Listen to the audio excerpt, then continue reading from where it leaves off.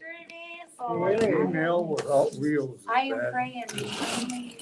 They found maybe a possible cure for all my migraines, so we're just praying that insurance will approve it. Oh, wow. What is it? We're gonna try some Botox injections. Oh, I've heard those work. It's what works for my mom, Okay. and they got me set up with the same doctor that she sees for her neurologist, and so he wants to kind of follow the same family line and see if it'll work for me as well. There was a nurse anesthetist I worked with one time, and he was talking about how like there's I can't remember what it's called. Maybe it's ganglion something. Ganglion cysts. Yeah, and he goes, you can like take like a swab of lidocaine, and I don't know, is it you can go through your nose or something and like hit it, like not hit it, but like rub that on there, and it'll be good for like a week. Oh. But I mean, that sounds terrible. But he was like, yeah, I guess it works. It's one way to deal with it, but that'd be cool. It's kind of scary because it's like 31 shots starting from my forehead. Oh. Going all the way down through from here all the way like up Ooh. to the back to my shoulders. Mm. But like, hey, if it's gonna like get rid of these headaches, like Yeah. I'm kind of all for it. I think I don't know. I gotta see what insurance says and do some praying and see what my heart says. So we'll see where we go from there. I feel like some of those things, like whenever they can prove like that there's that it's like impairing your function and your ability to like function daily, Yeah. it helps like the insurance company. Yeah, well, he Pay says for there's it. a lot of proof in my medical history just right there that he says he can see it's probably a lot of the reason for my anxiety and my depression as well. Yeah. So, he's like, I really see that insurance will approve this, especially since I see a psychiatrist and a psychologist as well. Perfect. So, Well, that's good. and then it'll go through, so. I saw one too online, and I don't trust it because I think it has some of that CBD or whatever it is in it. But I was really getting excited because it starts out with this elderly couple, and she has arthritis like me, you know, and she's fumbling around, and I thought, and it gets supposed to give you so much relief. Mm. And I get all the way to the end. And then in the small print, it says that it has CBD in it. Oh. Well, should we get started? Hello, Jim. Hello, Betty. Let's pray, and then my mind is blanking. Pray for Lori tonight. Pray for Lori. Housing. Yeah. Yep. Lori, Wanda, Stacy. Pray for Troy and Derek. All right. I don't think I'll remember all those names. God knows those names. God, I pray you touch every one of these requests. God, you know every situation. God, for housing. God, for health. God, for everything that's going on in every life and every heart and every mind. God, I pray that you would touch us. God, I pray that you would touch every person. God, as we come before you tonight and we start to study your word, I pray that you would touch our minds, God, that you would lead us and guide us, God. Guide our discussions. God, touch each and every one of us. In Jesus' name, amen. Right. I'm going to turn it over to Rochelle. Hello. Yeah, she's been teaching a while because I've been slacking. I figure since you do every Sunday and other things, I can help out somewhere. So tonight we're in lesson 2.3. I'm not sure what page it is in your book. 57. 57. Has anyone been doing the daily devotions? Have you been liking them or some of them? Most of them. Tougher this week? Okay. Ooh, cool. I do them a week ahead, just so I start them a what week. the lesson's gonna be about. Oh, you Hello, jump Anita. ahead. I start ahead, but I don't go all the way ahead. Okay. So who remembers what the story was about last week? Oh, was it a house divided last week? No. Storm. Oh, yeah. Storm. Yeah. Yes. Yeah, remember that. So, they were in the storm and they were crossing the sea. Do you remember where they were going? they were crossing the Sea of Galilee. It's got the crazy guy. Help, I forget everything. They're going. It's a hard word. Is that the Jarius? No. The man. Gadarene. I just totally forgot how to say it. Gadarenes. Yeah, the man of the Gadarene. Gadarenes, the demon possessed man. So we're kind of picking up right there where we left off last week. So last week we talked about how we went through the day of Jesus, how he's ministering, and then he got on the boat, and then the storm came up when he was trying to take a nap because he was tired from a whole day of ministering, but he was not done ministering for the day. He was headed towards to help someone else. Then we'll start talking about who that individual was. So we're going to start with we'll just start reading in Mark.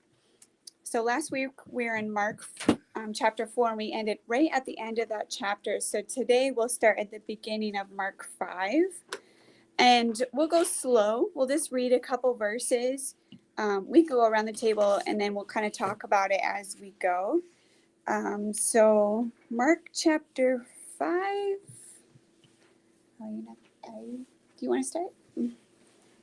They came to the other side of the sea, to the region of the Gadarenes. As soon as he got out of the boat, a man with an unclean spirit came out of the tombs and met him. Okay, so just to point out a little bit, so I think Woody struggled because you're in the CSB probably. He's got them both. Yeah. Okay, so I think the I KJV read says you. Gadarenes, and then CSB says Gerasenes. Gerasenes. So just probably a different spelling maybe of it. But anyway, so they got there. As soon as he got out of the boat, a man with unclean spirits came out of the tombs and met him. So they get there. This man comes out of the tombs, probably there's, I would imagine, like mountains or something. He was in the tombs, so he came out to meet them. And then verse 3, Troy, would you like to read or? This man lived in the tomb, and no one could bind him anymore, not even with a chain, for he had been chained by hand and foot, but he tore the chains apart and broke the irons on his feet. No one was strong enough to subdue him.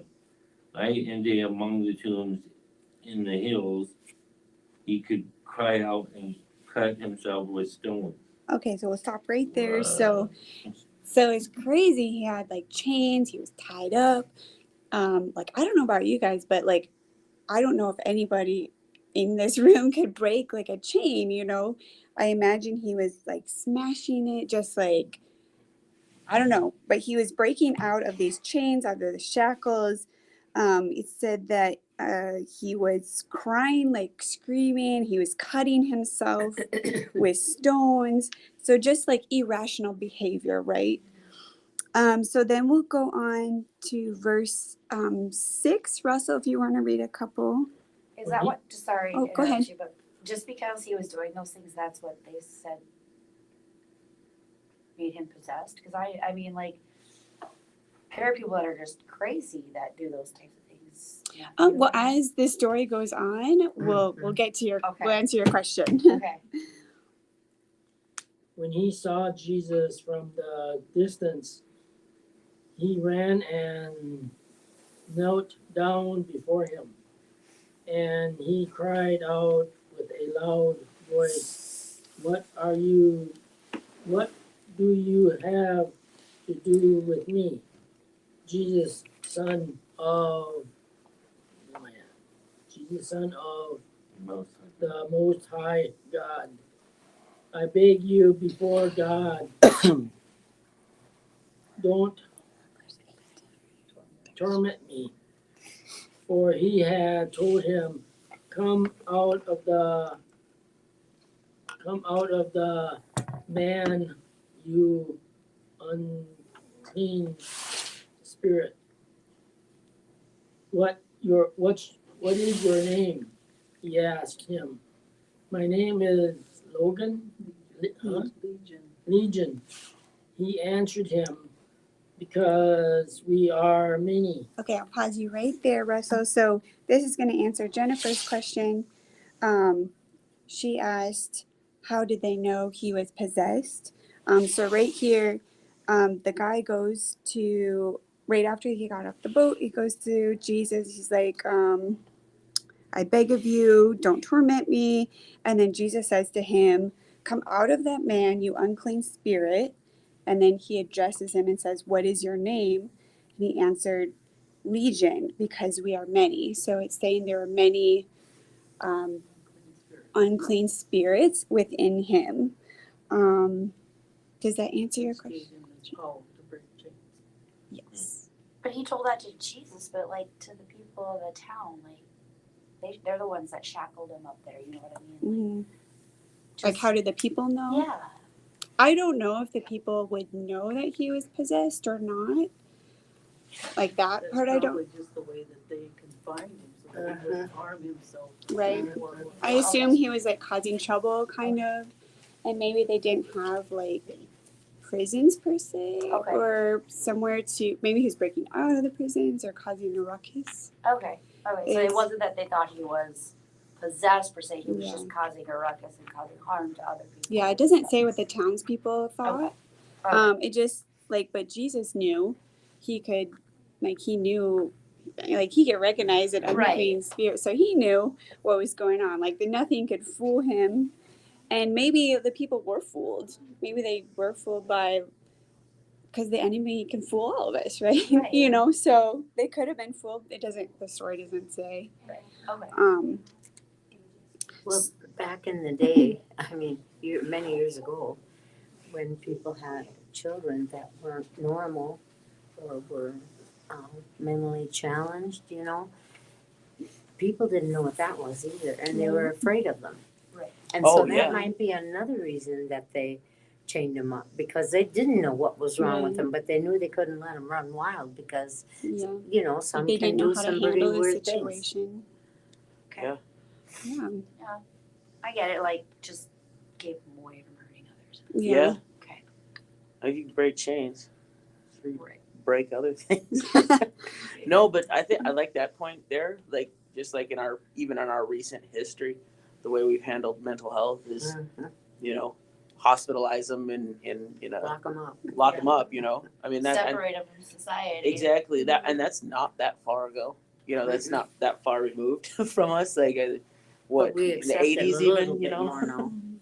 exactly. It's much more accepted and it's much more able to be treated because there's a little bit better understanding of it. But that's not even till recent times. Mhm. And still, some things are right away. It's like, nope, we can't. Yeah. You're just. Yeah. We're gonna put you here so we can try to deal with you instead of trying to deal with you. Exactly. As we go on in the story too, we'll kind of talk about the background of the country they were in and why they may not have recognized what was happening. But we'll keep reading here. So, 10, Cindy, do you want to read a couple? A large herd of pigs were there, feeding on the hillside. The demons begged him, send us to the pigs so that we may enter them. So he gave them permission, and the unclean spirits came out and entered the pigs. The herd is about 2,000, rushing down the steep bank into the sea and drowned there. I'm gonna stop you right there. So, he commands the unclean spirits to leave the man, and then they go into this herd of pigs that were nearby. And the demons beg them, please send us to the pigs that we may go in them, which is so bizarre to me. But, and then this says that it was about a herd of 2,000 pigs, and then they went down into the sea and drowned there. Which is kind of interesting also. This is the sea that they had just came across on the boat that the storm was also there. So now the pigs are in the sea, and we are on verse 14. Jesus ran out and reported this in the town and countryside, and people went out to see what had happened. When they came to Jesus, they saw the man who had been possessed by the legion of demons sitting there dressed and in his right mind, and they were afraid. Okay, I'm gonna stop you there. So the people were probably like, my pigs just ran into the sea and drowned, all because of that dude over there. I'm gonna go tell all the people in town what just happened. Because I assume pigs are like livestock. They're financial. It was their Their paycheck. their paycheck, and now they're dead. So, but also it says they saw the man who was demon possessed, and now he's dressed, he's in his right mind, and now they're afraid of him. Now that he's like normal looking, like clean and dressed, now they're afraid because he's in his right mind. So, if you want to finish off 16 through 20. Those who had seen it described to them what had happened to the demon-possessed man and told about the pigs. They then began to beg him to leave their region. As he was getting into the boat, the man who had been demon-possessed begged him earnestly that he might remain with him. Jesus did not let him, but told him, "Go home to your own people and report to them how much the Lord has done for you and how he has had mercy on you." So he went out and began to proclaim in the Decapolis how much Jesus had done for him, and they were all amazed. Okay, so the guy is like in his right mind now. The people are afraid of him, and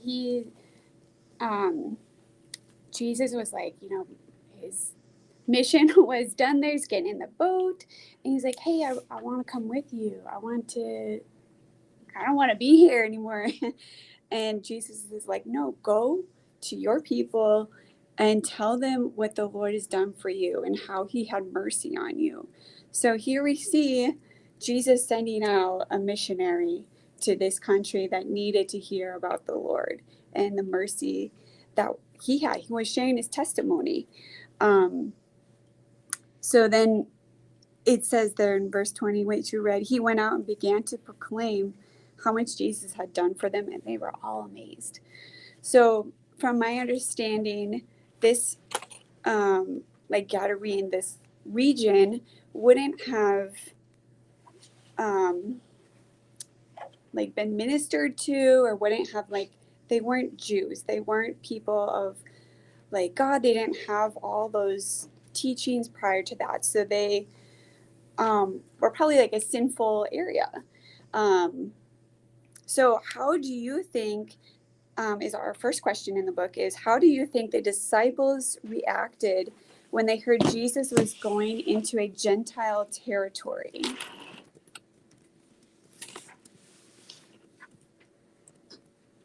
Maybe a little confused. That's what I Yeah, Yes.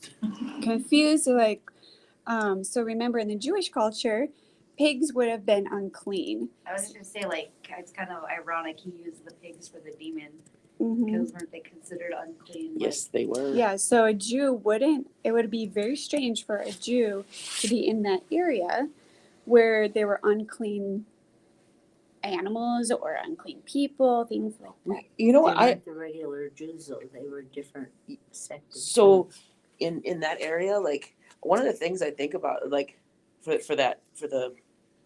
the cow, and I don't know how the uncleanliness thing is, because you got to really kind of break down the whole book of Leviticus and Deuteronomy to understand all that stuff. But I even think the area where the pigs would have been considered unclean, where they were, where Jesus was taking them, and all of that. I wonder if I should read this. Now it's gonna give me something to look at here in just a second. But I think about it, was the expectation of them to go and was the expectation of them to go and ritually purify themselves again because they had been in this unclean area? I could see how these types of things that Jesus was doing in this was causing so much anger with the Pharisees and Sadducees, who had elevated their law above the law of God. But Yeah. yeah, I would say that's why the disciples would have probably been confused. And they weren't, the people that were there weren't really too enthused or too happy about what had happened. Right? Instead of rejoicing with the guy that had been delivered, they were upset that their Mhm. pigs were gone. Yeah. Right. And then they were afraid of him. Mm-hmm. So Betty brought up the story in Luke. So if you're not familiar, the Gospels will sometimes repeat the stories. They'll kind of be like, so there'll be like Matthew, Mark, Luke. The stories might vary just a little bit depending on the author. But she said, Luke 11:24, when the unclean spirit goes out of a man, it passes through waterless places seeking rest and not finding any. It says, I will return to my house from which I came. The unclean spirits came out of the man and drowned the animals in the water. So you can also find this story in Luke too. I found it in Matthew, and I noticed that in Matthew, he says 2 demon-possessed men came to meet him. I also read that. I didn't have time to research why the stories differed. So I don't have your answer. I'm just trying to research that too, but I didn't get very far on it either. Yeah. Oh. Yeah, Matthew says there were 2 men, and then Mark says there was 1 man. So And Mark and Luke both say 1 man. what'd you say? Mark and Luke say one. Oh, man. Mark and Luke say 1 man. That's interesting. Something to Yes. study. Yeah, something to look into more. I don't know. If you know online, let us know. But anyway, so our question, they were probably confused. Like, why are we going to this place? They didn't know what he was up to. And then they go through this storm and they're probably even more confused. But anyways, so our study tonight, it kind of pulls out the fact that Jesus was also trying to humiliate Satan, based on the fact that, maybe Satan had control of this area, and here Jesus comes to the area. He's not afraid to go into this unclean area. He's not afraid to minister to these people. So it's kind of just like throwing the fact out to him, like, like, I do have all power kind of thing. And I thought it was just kind of interesting perspective. I'd never really thought, I guess, about that. So what was with the tribe of Gad? Because that's what it says on day 1, is that Gadara may refer to the more local area. The name of Gadara is associated with the tribe of Gad. So, and then, I think that would just been like the location. so is like the tribe of Gad, did they There would be no. more into pagan stuff? Oh, sure. So they would have been one of the 12 tribes of Israel, who after the exodus from Israel settled on the eastern side of they settled on the eastern side of Jordan River.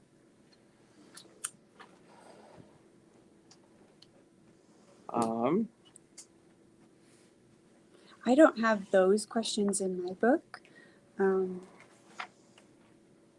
But from my understanding, they would have not been following like the ways of the teachings that they have been taught. They had like slipped away and gone towards like the evil side, was my understanding.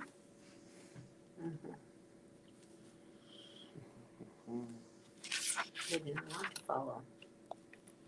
They were with Reuben and the half tribe of Manasseh. It says on day 1. Yeah, I would think that. Well, the tribe of Gad. It says it's one of the. One of the lost tribes. Yep, I was gonna say one of the Okay. lost tribes of Israel. So I would assume that it's maybe it considered them one of the lost tribes That's why they had more. because the they pigs and because they had fallen away from what they were commanded to, how they were commanded to live. I think it shows, though, like the mercy of God in the fact that like salvation wasn't just going to be for the Jewish people or that we're trying to follow the law. right, like It's gonna be for everyone. salvation was going to be for everyone, no matter like how far they had slipped away or how far their generations past had slipped away. So I think it's kind of like I get another chance. yeah, like he's stepping out and being like, hey, no, these people need salvation too. I think that's one of the things that like is so powerful. Like, maybe it would have been hard for Jesus to minister to them. However, this man who's like been radically changed now has the ability to minister to them, and Jesus didn't allow him to come with him because he knew the ministry and the power of his testimony. I say that because just about every Sunday, I want to have something profound, like this, just like, oh, this is wow, you know? And I think like sometimes like, people that want to teach or preach or whatever, we have this concept of what it needs to be and this wow that it needs to have, but really the wow is the power of God and what he's done. If we as Christians would just share our testimony and the power of Jesus, how much more it can do. Everyone began to recognize what had happened to him because they recognized who he was, and they're like, this person isn't the same. And we're not the same when we have an encounter with Jesus. I love that story, and I love that last portion of it there where he's like sent back. It's like the first missionary that's sent out, is this guy right here. The one that wasn't living perfect, the one that was messed up, the one that wasn't in his right mind, the one that was demon possessed. That's who God used. Yeah, I like that. Yeah. So anyways, I'll keep going in the study here. It just kind of goes into a little bit of just a little bit more perspective, I guess, of what the man would have been facing. It talks about how sleep probably escaped him because it talks about how he was crying out day and night. So imagine the exhaustion he probably felt. He lived in nightmares and cut himself severely, maybe to even know if he was alive. I know some people will cut themselves to feel pain or to feel like they're like just to feel something. So that was kind of a perspective that was pulled out. He was just completely at the mercy of these demons. When Jesus asked what his name was, he couldn't even say his name. He said, my name's Legion. So just the perspective of how burdened and how, I don't know, it's just so like, I don't even know how to describe about how awful he must have been feeling, to feel helpless, to feel just not himself. So this was the demonic force that was over him. Do you think these demonic forces, like, okay, so like in the movies they picture it as like actual entities entering a body and stuff like that, but do you believe like these demonic forces are actually like just things that live in our world today and like come and go in a person's body I think easily? I think it really depends on the situation and the person. I think like there's where you can have like someone is like demonically possessed, and I think there's like like just like being oppressed by the enemy. And one is I think for like someone to be like possessed, you have to have given up control, but all of us can be attacked by the enemy. And I mean that's part of it, is the enemy sits and watches, so it knows your weakness, and that's how it begins to, and as you fall prey to temptation, I think it opens the avenues for the enemy to torment us in other ways. I think there is a lot of there's always been a thing where like people believe it's mental health is all like demonic or prayed away, and is there a component to some of it? I would say yes, but not in every case. I think in there are some people that, just like we have diabetes all those other things. I think you have those. Same with mental health. People do have a sickness and need help. But I think that the enemy can take what one of those things are, heart disease, it doesn't matter, and can make it worse, right? And you And can't stand it. you go exactly, like I would say when I was suffering in the lowest states, in depression, I wouldn't say that I was possessed, but I would definitely say that I was being attacked. I wouldn't say that I wouldn't give him all the credit. I know some of the things that brought me to that place were personal choices. You were very vulnerable. I was vulnerable, and when we're vulnerable, that just opens the door, for the enemy to come in and attack. So, I think can sometimes a person, like a demon enter them. I would say I wouldn't argue it because we see it in the Bible. So you, in a sense, you're saying like the things like the oppression, like drinking or drugs or cutting or other downfalls in people's lives, they might have. They're more oppressions instead of demonic entities. I would, yeah, it could be. I mean, demonic oppression, where they have okay, so like the instance, like you bring up cutting and she had brought up cutting and stuff. You see that with Baal, the priests cut themselves. Yeah, it's like you see that one several times throughout the Bible, and it's just like, It's associated with a very negative connotation. Yeah. People that I work with, they cut themselves. It's not that they want to kill themselves. Most people, it's not that they want to kill themselves. And some of the people I've talked about or talked with, a lot of times the cutting of themselves is really in the same sense as the way people use addictions. it's about feeling Yeah. pain, like Mhm. getting I that was at release a out. church. It's like screaming Yes. and letting it out. Exactly. Tell a story. Mm-hmm.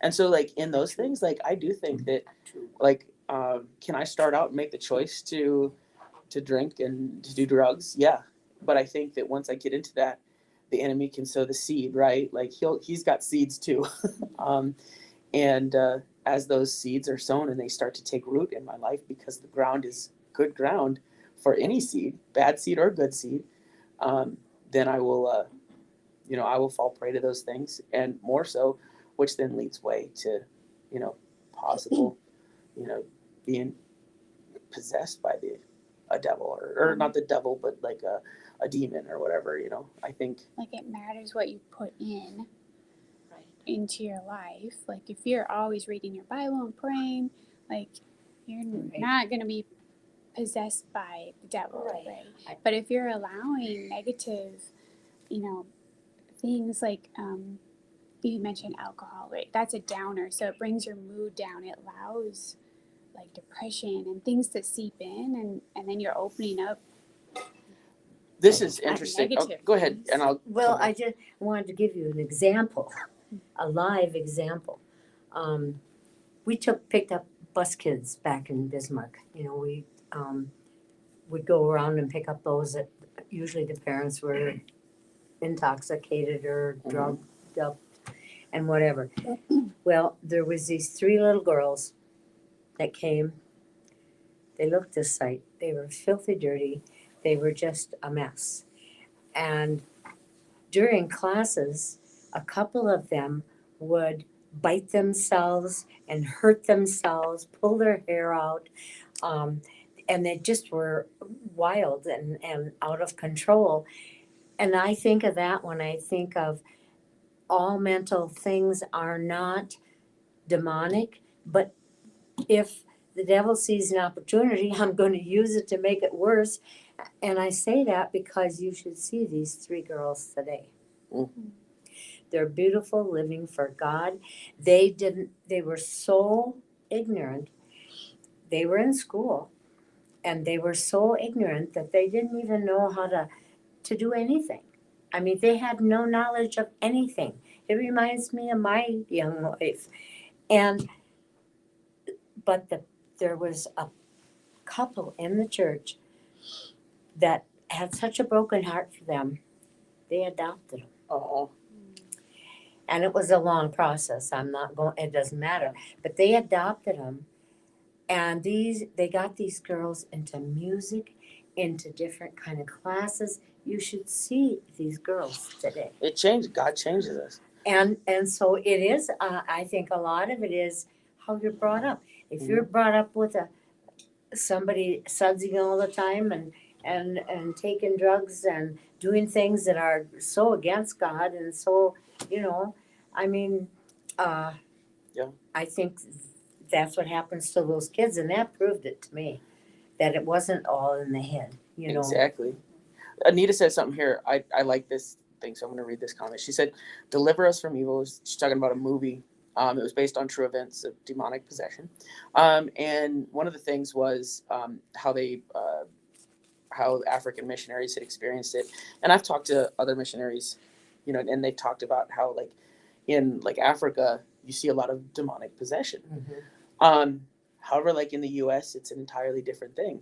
And there's been a couple of people, and I wouldn't say, like, listen, there's no Bible for this, but that the way that the enemy attacks people, like in developed nations, is different than undeveloped nations, because When you say developed, you mean like religiously developed?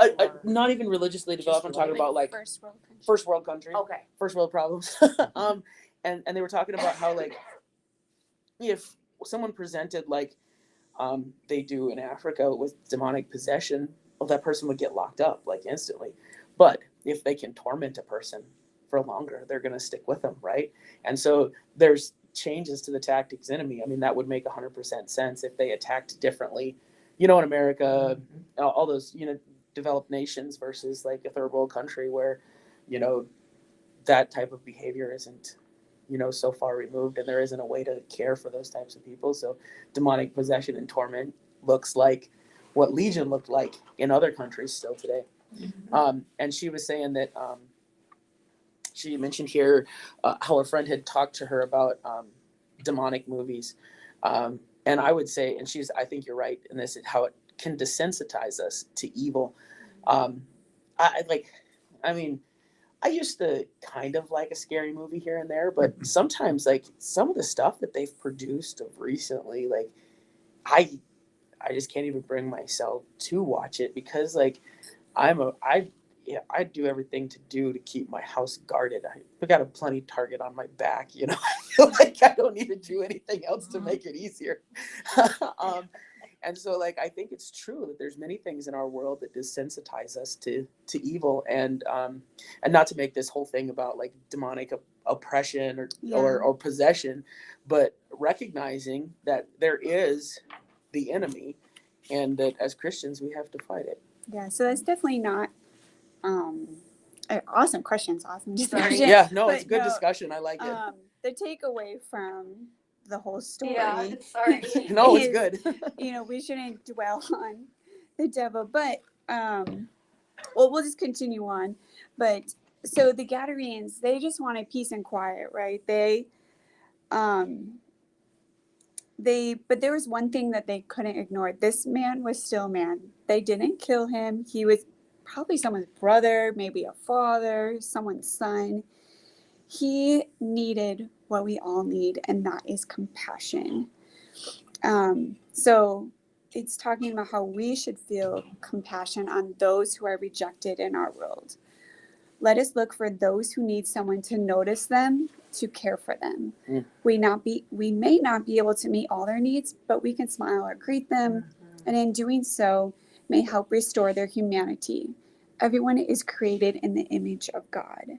So this man, he was in need of compassion, just as we are today. Although none of us are living in caves, screaming and cutting, we may feel how he felt on the inside some days.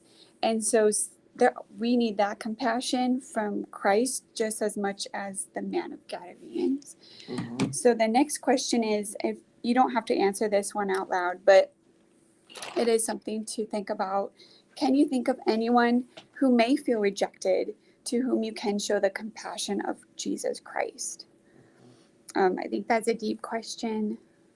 Yeah, I don't want no talking about people. Yeah, but it is something to reflect on as we go about our days. Is there someone that needs your compassion? I will share a story. It's about someone, but it's years ago. I wrote a paper on it one time, and it was the power of hello. And there was this guy who worked at the place I was working, and he was just housekeeping, and I would pass him about the same time every night, and he smelled so bad, and right, yeah, this is how I remember him, and I felt like I always like turned like my nose to him, like I was just like, ugh, can't believe you smell that way, like, and I would never say hello, like I would hold my breath and walk past him, and then one night I went to the bathroom. Because God dealt with me. And I walked past him again, and it was like I needed to say hello to him. And so I just did. And I remember he like stopped and looked at me and said hello back. But like I noticed the smile on his face, like, and it just like changed my perspective of this. Now I said hello to him multiple times after that, and I never saw that smile like I saw that one time. Maybe it's because I was super aware of it or whatever, but it matters. Like, it's easy to just greet someone and say hello. And I think you can recognize those people that can be down, can feel like the world is, stepping all over them. And just a hello can mean a whole lot. Mm-hmm. That is really powerful. You never know what someone is going through in their personal life. I think even at the grocery store, even a stranger, Oh. a simple hello. Mm-hmm. Yeah. It's Yeah. just, hi, It, how are you? yes, it The never cashier fails. even, like at the store, Yeah. they could be having the worst day in the world. Oh my gosh, what cashier isn't having the worst day in I the used world? to do that job. Like, Yeah. I know what it's like. Oh man. The service industry is not easy.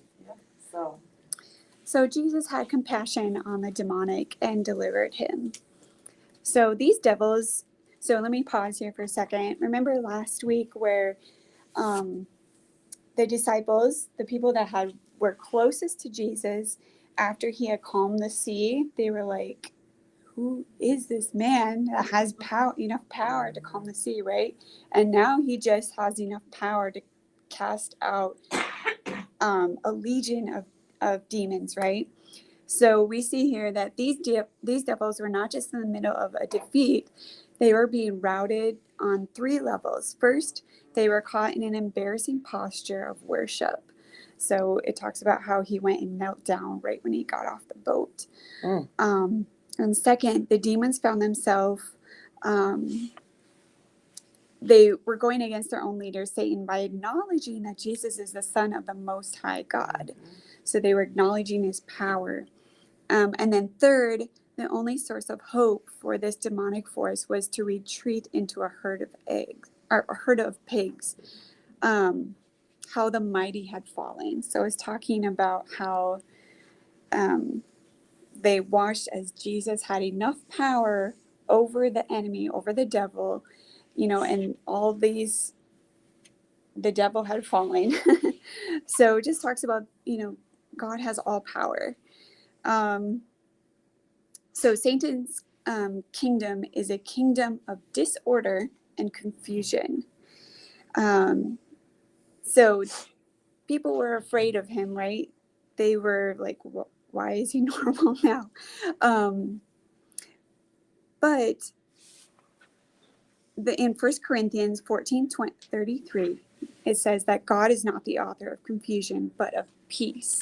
So in the middle of the storm, in the middle of confusion, when this guy was going crazy here, God steps on the scene and brings about peace to this story.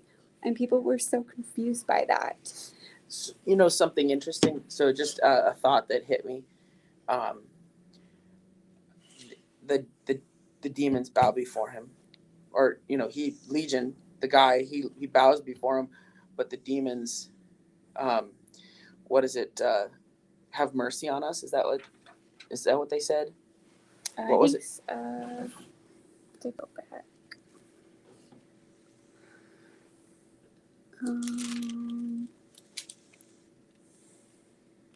They begged him. Honestly, is that the part? Oh, I beg of you, don't torment me. Jesus, okay, here we go. This part here. And he cried out, verse 7, and he cried out with a loud voice, "What do you have to do with me, Jesus, Son of the Most High God? I beg you before God, don't torment me." So I was thinking about this in the very first, in the early chapters of, Matthew, you see Jesus come and he goes and fasts, right? And Satan comes to him and tempts him, but doesn't recognize. Like, it's almost as if he is like oblivious to who he is talking to, right? Mhm. But now the enemy recognizes the power of Jesus, right? And so I think it's kind of like, just that is kind of interesting of how, like, Satan goes from not being able to recognize Jesus and the power of God that's within him to now they know who this is and he has power and authority over us. Like, I think that is just kind of interesting, like how just a few chapters you see the change. Yeah. Go ahead. Okay, so the man's identity was lost beneath the identity of the enemy. The enemy seeks to destroy human identity and the dignity that God has given us when he made us in his image. It is easy to sometimes think that an individual becomes more distant and unique in practicing sin. But in our sinfulness, we are only dreadfully similar. So, when we sin, we fall into the same patterns and cycles of selfishness, suffering, and despair. We lose what makes us unique people. So the next question is, what about God's call on your life makes you unique and uniquely valuable?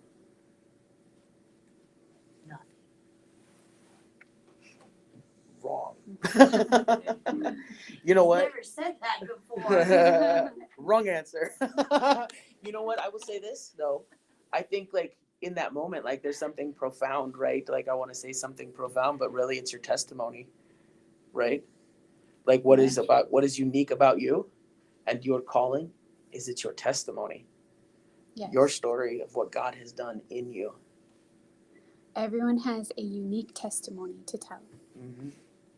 God has let me hear. Testimony. Mm. God's touched people's lives. Testimony. I've seen a lot of bad people that have turned their lives around. Yeah. And I've been locked up in the hospitals for schizophrenia problems that I had. And to watch these tortured people is crazy. And, I give you examples, but it's really horrific, so I've been that. But, having a disease such as the one I have, it makes my life hard to live, but I have true faith in God and believe in God, and that helps, Absolutely. help get rid of the demons, because I have demons. I think that's important. Like, your story, not isn't just for you, but like it encourages each and every one of us. Like, every story sitting around this table, like, we can be encouraged. Yes. So when Christ comes into our lives, he reestablishes our identity. The sins that once bound us took away the freedom of our will and chained us to addictions and destructive behavior no longer had the same power over us. We are free to become more fully ourselves, sons and daughters of God.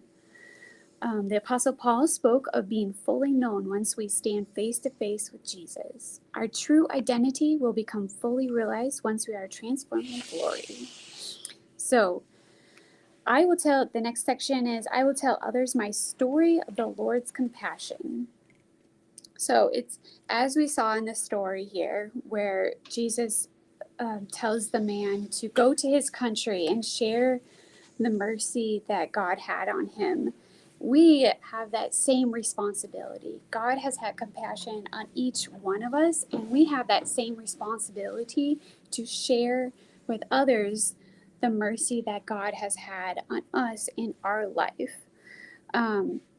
The man that we read about in Mark had a very real testimony that God had changed his life and his identity and his eternity.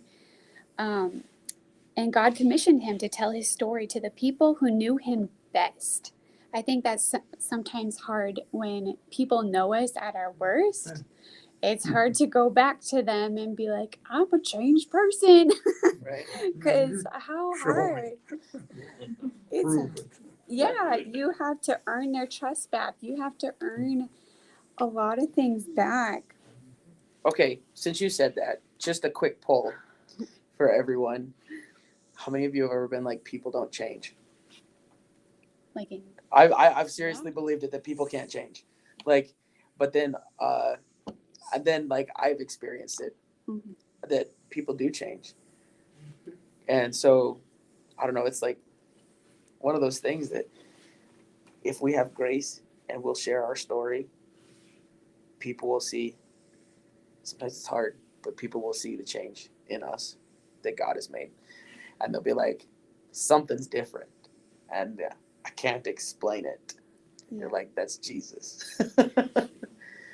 I know there's like, you can't maybe always see changes in your own life, but like when we have seen people start like coming through that we had just met or whatever, even just people in this room, like, I mean, we can see changes Oh, yeah. in everyone. And it's God's mercy that he has on each of us. Mhm. So the last question in your study is, who needs to hear your testimony? How can you share it with them this week? That's How pretty can good. you share your testimony? Tell them what God did for you. I mean, you have to greet them first and get Yeah. you know, I mean, you Just have to walk up to someone, Yeah. word vomit. But it isn't real hard. I knew a gal that was really, really depressed. I mean, she was so majorly depressed that she hid herself in her corner of her apartment and like she was scared of the light coming up.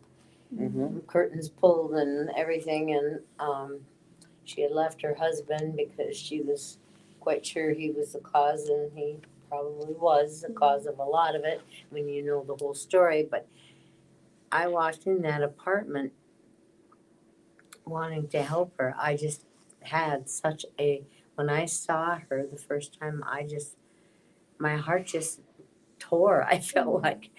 And when I went there, I tried to make friends with her, and her, is it her brother-in-law? Yeah, brother-in-law. He told me, he says, don't expect to get anywhere for her because she's severely depressed. I said, okay, but I said, do you think it's okay for me to try? I mean, it was his sister-in-law, so. Anyway, it ended out, I got her talking to coming out of that apartment and took her out for lunch. And we began to talk about just loving things and lack of things in people's lives from other people and stuff like that, and it led to Jesus. Well, we both cried. I mean, but you can reach him if you just reach out friendly first, you know, and I mean, it doesn't always work that way, but Right. Yeah. I think if that's they're awesome. ready for the call, they'll be touched by your testimony. Absolutely. Jim said it would take days to tell my testimony. You know what? You may not be able to tell your entire story, but I think when you listen to what a person is saying and what they're going through, and you look back on your life, where you've been and the things you've done, there is a story within your testimony that will speak to that person, speak to that situation, and be like, I don't have any explanation to this other than God. And so it's not that when I talk about, I should clarify that. When I say tell your story, I don't mean you have to write the whole thing down and tell everything. But think of how each portion of your story can impact someone. I think God will lead you. Well, Absolutely. for me, anyways, I've noticed like I'll be led to a certain person and they'll have an experience that I already experienced, and I'll be able to be like, hey, like I made it through that situation. Like I know you can do it too. yeah, this is what helped me through this trying time. And I think God will lay people in your life for a specific purpose. Absolutely. That's exactly what I did. Is I told her something that had happened to me that I already knew she'd gone through, but she didn't know I knew it. Mm.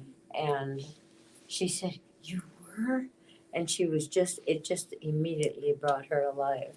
Yeah. I mean, there's stories in my life that'll resonate with, 50% of the population, but then there's stories in my life, and there's things that I've never gone through that I will never be able to minister to people because of those things. But someone else sitting in this room is the component, right, that can reach that person. I know that there's people that my wife can work with that I can't, because there's things that she's gone through in her life that I don't even understand how she makes it through it. Like, I'm like, I don't think I could handle that, and then there's probably the vice versa where she's like, oh, I don't know if I could handle that. But, I look at those things, and everyone in this room shares something in their life that will touch countless lives. Mhm. And that's the one thing that we talk a lot about in like Trauma Reboot. And even when I'm doing counseling with people, is finding purpose in your pain, right? Like, what did I endure this for?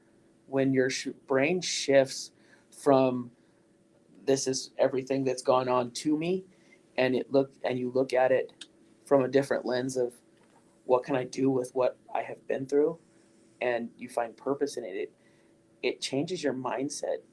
And I'm not saying it's going to make you a positive person, but it definitely helps you to share your story in a way that touches other people's lives, I think. I happen to, trying to think of the guy's name, spoke here about what he went through. Christian? And Oh, Christian? Mhm. yes, Yeah. I mean, that man, he could get you stopped in your Oh. tracks and turn Yeah. you the other direction. Yeah. In Bismarck, there was, I'm not certain the number of men that were involved in it, 8 people, maybe something like that, at prison ministry. And there were 4 of us for sure that were instantly delivered from drugs or alcohol or some sort of an addiction. Mhm. And of course, when you go into a group of people in the penitentiary, you've got all different walks of life, and they're in there for all different reasons. Mhm. And I went in there one night and I said, I would venture to say if we stopped and really examined everybody in here, the only reason you're in here is because of an addiction or something you did under the influence of it. And everybody, but we noticed when you'd go in there, somebody'd talk about the need for baptism and repentance and receiving the Holy Ghost. You'd have 5 in that corner sitting and talking, and 3, 4 here were here, and nobody really paying attention. But if one of us 4, and I'm not patting any one of us on the back, would give our testimony, Mhm. we had everybody's attention. Because we were talking about something they inwardly wanted. Yeah. Well, isn't it? I believe that sharing your testimony, like, how do we overcome the enemy? Revelations tells us Yeah. they overcame him by the blood of the Lamb and the word of their testimony. Yeah. So we want to overcome the enemy in our world today. It's going to take Christians being bold and sharing what God has done in their life. And that's how we overcome. Every day we overcome by the blood of the Lamb and the word of our testimony. So share it, and you will become more than an overcomer. So before we go ahead and wrap up tonight, does anybody have any questions, either about the story or like about sharing your testimony or anything they want to ask? Or add. In this day and age, this happened to me not too long ago. sitting here trying to think if it happened here in DL or if it was in Bismarck. I think it was here in DL. Went through a checkout. It was a young gal that checked me out. And when she gave me my receipt or my change or whatever, she had her hand like this, and I noticed just cuttings all the way up the arm. And I just grabbed her hand and I says, "Why do you do that?" She says, "It makes me feel good." So I invited her to church, and I says, "That's what will make you feel good, when you feel the presence of God all over you." I said, "You will not want to cut yourself." I never did see her. You know, sometimes it's so hard doing counseling because a lot of times you see how much faith like could affect a person.